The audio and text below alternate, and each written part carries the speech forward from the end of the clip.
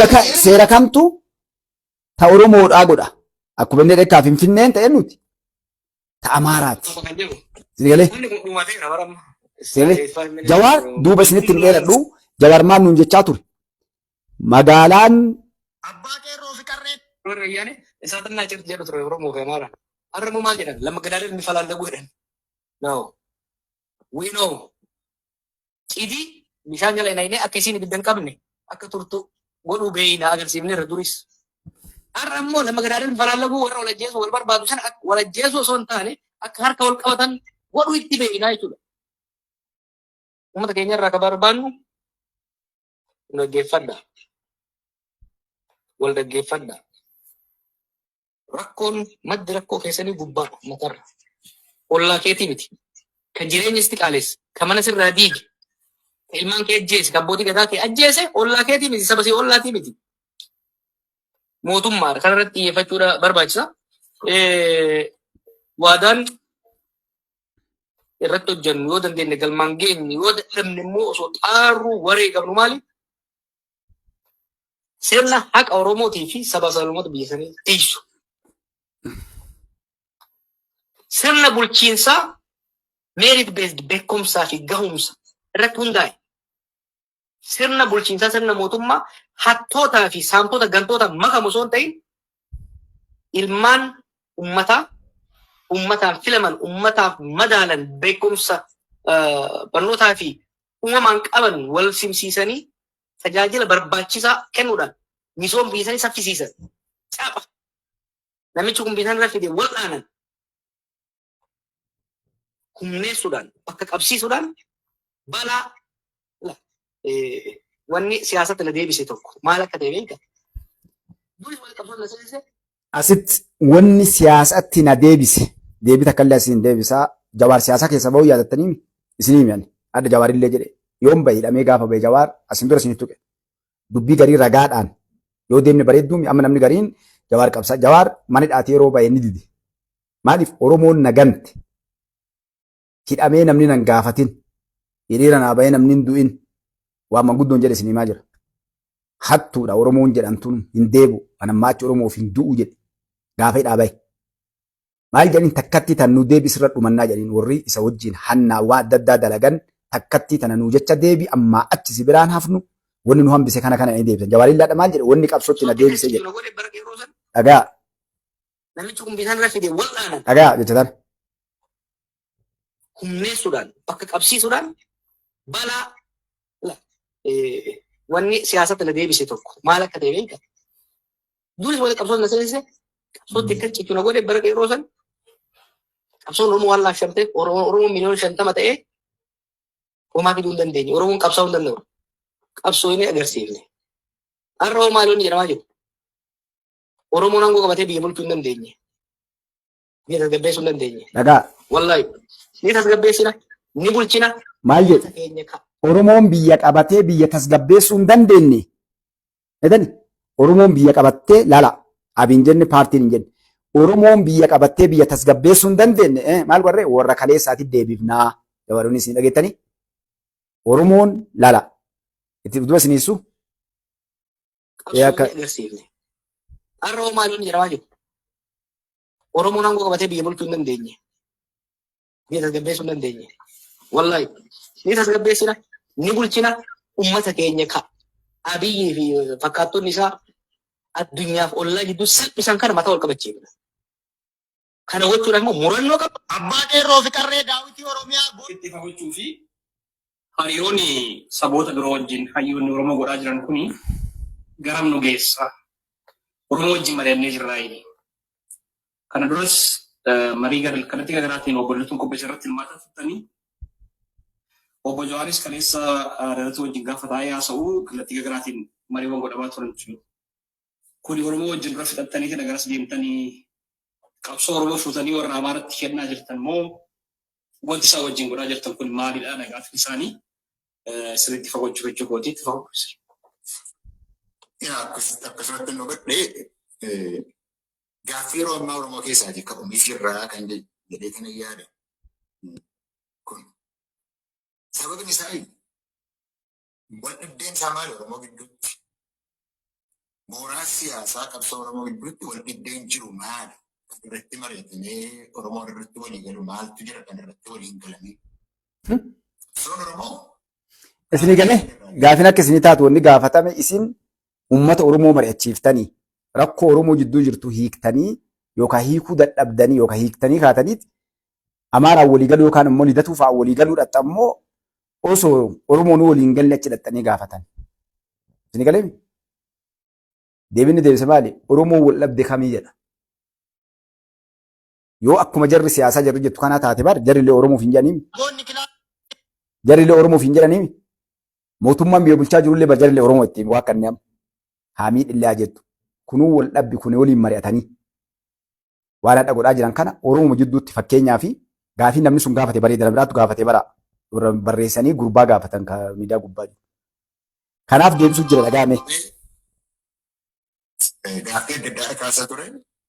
Yeroo warraaqsa qeerroo garuu achi as bahee akka nama hundaatiif galuutti diinaafis firaafitti galuutti qabsoon keenya qabsoo abbaa biyyummaatii jedhame. Abbaa qabsoofnaa biyya abbaa biyyummaa jechuun kun immoo karaa siyaasaa ofiin of bulchinaa dinagdeedhaan haqa qabnaa lafa keenyaaf leechaaloo keenya irratti abbaatti taana ittiinis immoo bu'aa isaatiin immoo ittiin jiran. Aadaa afaan qabna. Aadaa afaan keenya immoo ni guddifannaa ittiin uummata keenya tokkoomsina jennee gaafanne gaafate. Waan Oromoon irratti walii hin galin. Mooraa qabsoo Oromoo kana keessatti wanti Oromoon irratti walii hin galin kan irratti walii galuu nurra jiru maal irratti ba'a? Gaaffii yeroo hundumaa ta'udha. Oromoon tokko hin taane Oromoo dura tokkommeessa. Oromoon gaaffii siyaasaa amma qabu irratti akka harka tokko ta'ee hin beeku. Waan Oromoon itti deemuuf tarii ilaalcha adda addaa jiraachuu danda'a.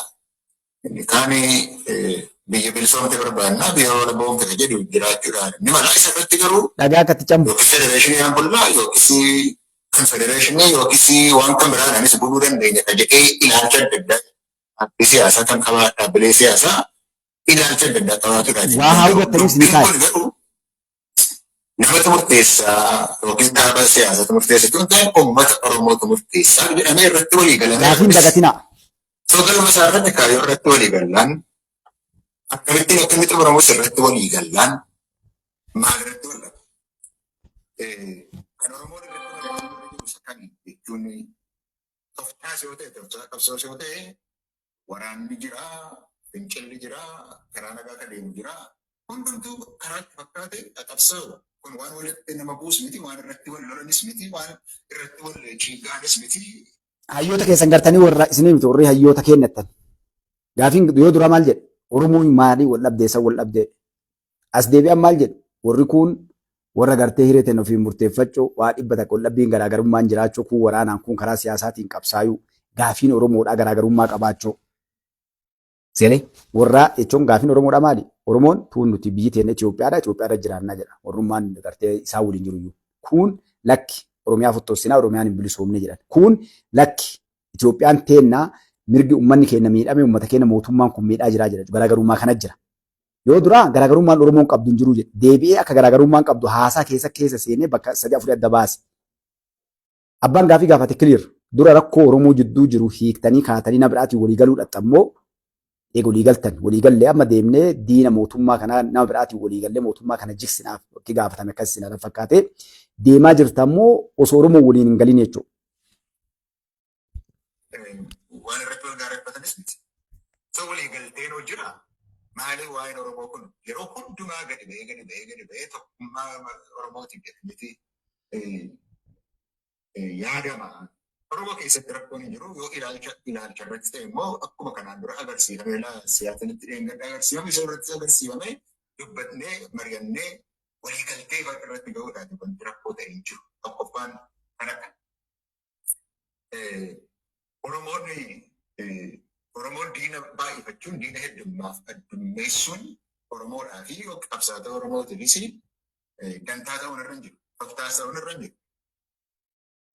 Hojii kana warri bilisiginnaa nuuf hojjetanii akka gaariitti Oromoon akka inni jibbamu godhanii waan meeqa hojjetanii dhiibbaa meeqa sabaaf sablammoota irratti geessisanii waanuma Oromoo irratti geessisan iddoo gara biraa irrattis waan geessisanii fi akkasuma sila jechaa turte taankii fi baankii qabdu, bajataa fi jeettiis qabdu, hunduu kan keessan kan jedhu talatee jira. Dhugaatu hin ta'in nama baay'een dhugaa godhatee fudhateera. Amma nuti yoo Oromoodhaatiif hojjenne jenne diina Oromoo xiqqeessuun hojii guddaa barbaachisaadha. Nuuf diina heddummeessuun barbaachisaa miti. Habashaati jette sana keessattuu yookiin siyaasa biroo kan deemsanii hojjennuu kanatti jette siyaasni Oromoo duriyyuu taanaan mariidhaan kana deemudha. Waliigalteedhaan kana deemudha. Saboota kan biraati wajjinis akkasumatti deema. Kun siyaasa qaroomina qabudha. Waliin dubbatu. Warra waliin gallee wajjin waliin dubbatu. Warra waliin galleen wal hubachiisa. Sababa kanaatiin saboonni warri hariiroo nuti qabnu kaayyoo nuti qabnu hin qabaatin jiru Itoophiyaa keessa. Isaanii wajjin iyyuu dhaabbilee siyaasaa hariiroo isa jennu sana kan hin fudhanne wajjin iyyuu waliin dubbachuun siyaasa qaroomina qabu barbaachisaa. Diina kana immoo irraa xiqqeessuu barbaada. Warra akka keenyaa amma jiru warri kaayyoo siyaasaatiin irratti walii garuu uummanni baay'eetu jira. Sabaaf sablammoonni baay'eetu jira. Isaan immoo Oromoo akka obboleessi hangafaatti kan isaan ilaalan. Oromoo irraa waan eegan qabu. Laala bakka kanatti amma warri nuti siyaasaa irratti waliin gallee ni jira. Warra saniin walii galuu qabnaa garuu eenyu ka gaafatan? Lidatu Ayyaaloo fa'aa akkamiin walii galtanii gaafatan? Lidatu Ayyaaloo fa'aa diina keenya osoo hin taane warri jararra. Mi'aama namni Lidatu Ayyaaloo Oromoodhaaf diinaa jira. Hinjiru garuu inni akkamii godhama? Warra jararra. Namni amma Lidatu Ayyaalootii fi TPLF caalaa Oromoof diinaa sabaa sablammootaa biyyattii anaa diinaan jiraa jiran. Naayima yoo an doon godhe yoo an waayuu jiraatan wallaala iyyuu an. Asumatti maal jedhe warra saniin walii galuu qabnaa jedha. Warri kamtu hafe namni jira. Namni biyyattii tana keessa jiru nam sadii namni Itoophiyaa jeeqaa ture. Ergamtuu fi ergattoota. Baandaan warri Oromoo himatanii warra akka warra kanneenii yaa'u kun warra kaleessallee akaakayyootaaf abboonni jalaallee milli irraa eegalee diina jala nu hidhee nu godhaa ture tokko isa kana. Warra maqaa Oromoo himatee diinaa dalagu jechuudha. Harriin yookaan ammoo faradoo yaabbatanii biyya teennaan gabroonfatan. Kun warra gartanii Tigraay irraa dhufu warri kun warra naannoo Amaaraa irraa dhufu. Nafxanyootaa fi TPLF gabaabdumatti. Ilmaan Yohaannisootaa taasiseewwan. Malee diinni biraa Guraagee Walaayittaan sabni birii adda biyyattii tana irratti saba gabroonfatee biyya kanatti Oromoollee saba biraallee miidhe tokko illee jiru. Tana ifa walii himuu qabna jechuudha. Wanni Oromoon hubachuu qabdu isin himuu barbaadu maali? Mee dhaqaa seenaa qoradhaa. Miliini keedee nuuf fide. Miliik bal'ulaan dadhabee qabala dhiqachuu dhufee bara sirra bishaa kaase gara laafina Oromoo argeeti waraana ijaarratee duubaa lole ni dadhabe. Falfalaan itti seene ni dadhabe. Wanna hunda godhee gaafa dadhabee ilmaan Oromoo ofiillee guddifatee guddifannallee gamana kennee dubartii teennallee fuudhanii akkasiin dhufanii gaaf kan kiristinnaa kaasanii achiin nu cabsan Oromoo.